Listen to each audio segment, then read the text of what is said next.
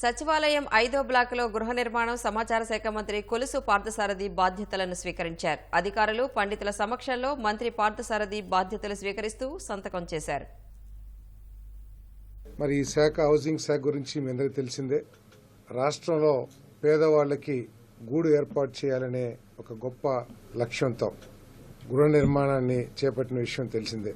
ప్రభుత్వాలు మొత్తం 20,62,000 ఇళ్లు శాంక్షన్ అయితే గత ప్రభుత్వ హయాంలో వాళ్ళు కేవలం 6.8 లక్షలు మాత్రమే పూర్తి చేయగలిగారు.